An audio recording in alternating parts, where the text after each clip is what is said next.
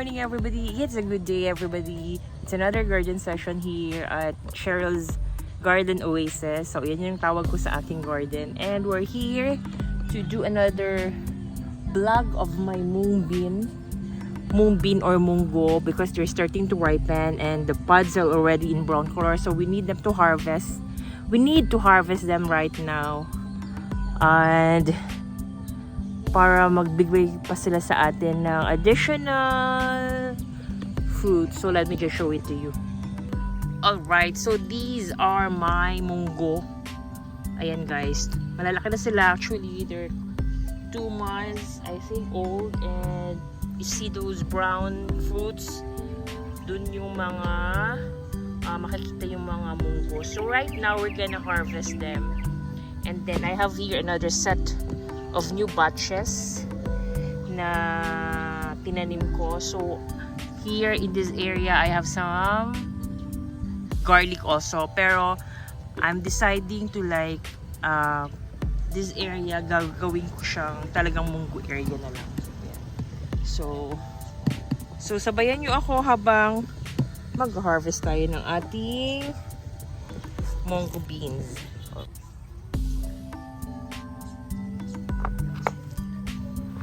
There you go, guys.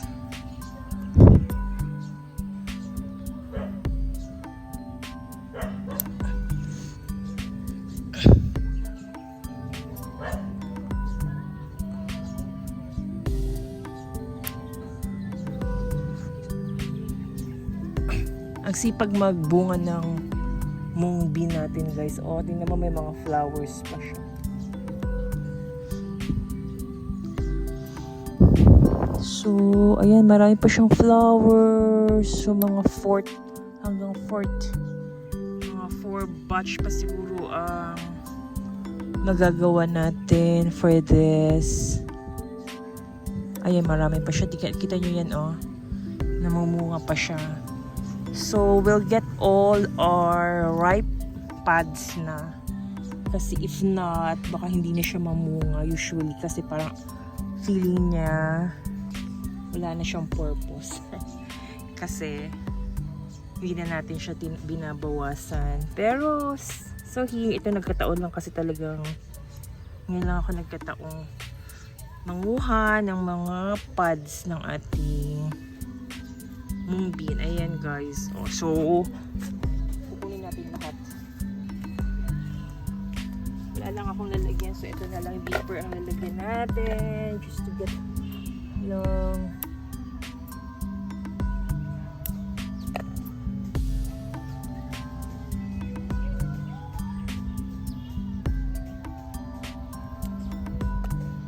So you can like get,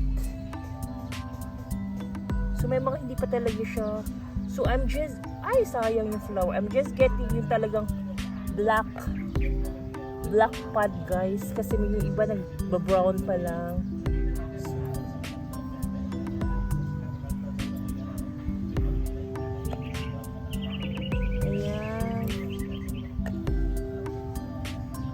Dapat wala tayong ma-miss dito na batch na to.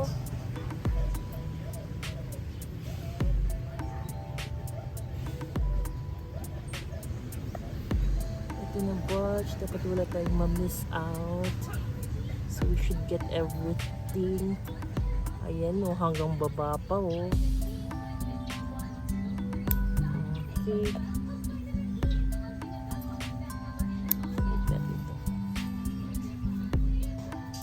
Grasses under. Actually, nung tinanim ko to guys, super, alam niyo mga nabibiling munggo from the market, ginawa ko, sinabog ko lang siya dito guys. No particular paano in-arrange, basta yan, nilagay ko na, ginudgud ko na lang siya dito.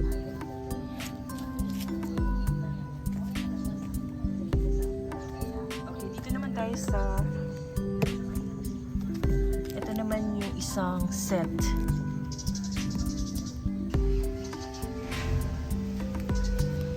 So here is another set ng ating pod.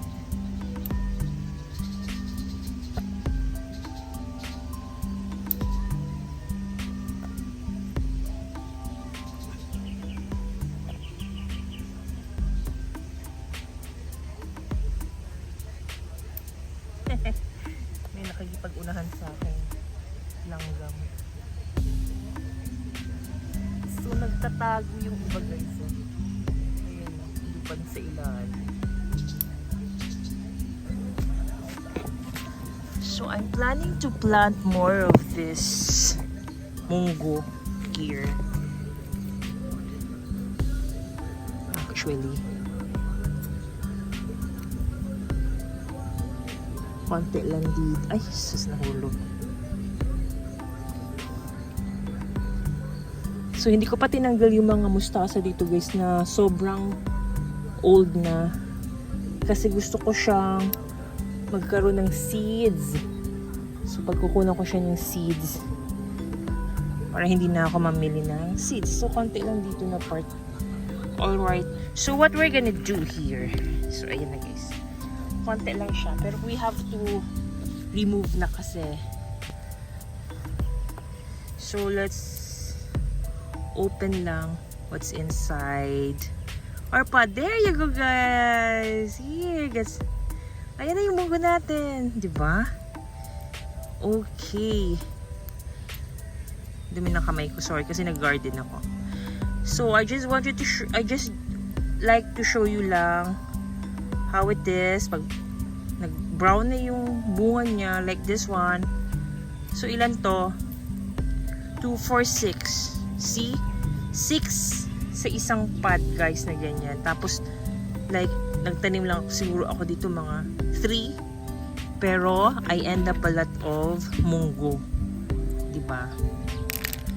So this one here, gawin na lang natin itong fertilizer. So ang munggo kasi guys is rich in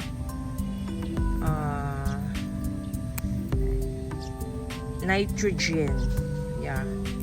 So which is good sa plants kasi kailangan nila yun, and it releases nitrogen for other plants to use yung munggo. And tsaka ang munggo madali lang siyang itanim. In fact, pwede mo siya, ayan no, 2, 6 pa rin. So sa isang pod pala halos 5 to 6. Ayan, yun yung itsura. So yung munggo kasi pwede siyang companion plants. Kasi yung requirement niya is hindi naman ganun kadami. It's just a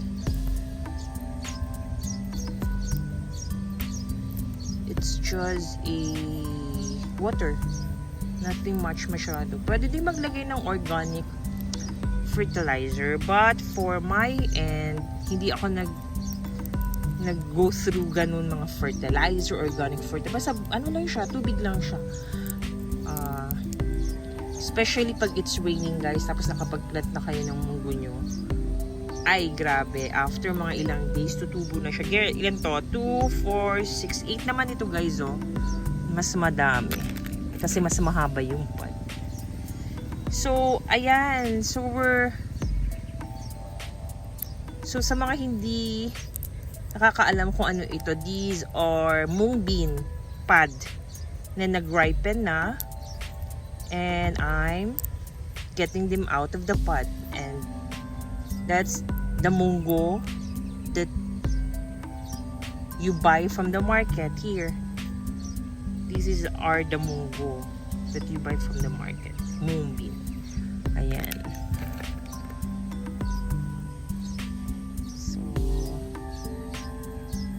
So meron na naman kaming pang-ulam today. So lalagyan lang to ng alugbate and some fish. And I have alugbate dun sa aking paso sa bahay. So dun na lang kami kukuha. A little of that lang siguro. And then this one, munggo. Guys, tinan nyo. See? Isang ganyan, pwede na tayong magkaroon ng ulam. Yan lang. So, ano to, tatapusin natin until ayan, sige. Makikita nyo naman hirap mag videographer at the same time. Ikaw yung ikaw yung host, di ba guys? So, double purpose. Oh my gosh. Alright. Hindi nyo masyado, dapat pala ganyan. Ulitin natin yung angle natin guys. Dapat yung ganyan, para nakikita nyo yung tanim mismo. Ayan. Alright. So, we're getting more here. Hope guys na-enjoy nyo itong gardening session ko kasi ako din kasi I'm enjoying. Aside from madali nang gumawa ng content, you know, food PH at iba pa. So, nakakapag-share din ako ng mga natutunan ko along my journey sa gardening. Uy, cute guys oh. Cute. May dalawa. So, I learned something a lot from this journey ng pag-garden. Hindi basta-basta guys ang pagpa-farming, pag-garden. It's really a dedication from farmers out there kasi they would really spend time and dedication. Wow, ang ganda ng butterfly guys, ngayon lang nakita. So it's a different butterfly naman. Yay! So it's kasi especially pag nagsisimula pa lang yung farmers, they really take time and dedication to sow or plant those seeds. Diba? So, isa-isa yan. Paano na lang kung ito nga sa akin, lit-lit lang ng aking lot. Parang, it took me a day para to convert this small space of mine into a garden. And it's really effort. It's a lot of effort. So, mahirap siya. So, kaya, we really have to honor and appreciate our farmers out there who works for us. Ayan. Konti na lang. So, we're just gonna rush this kasi uwi na rin ako. I have a lot of things to do at home.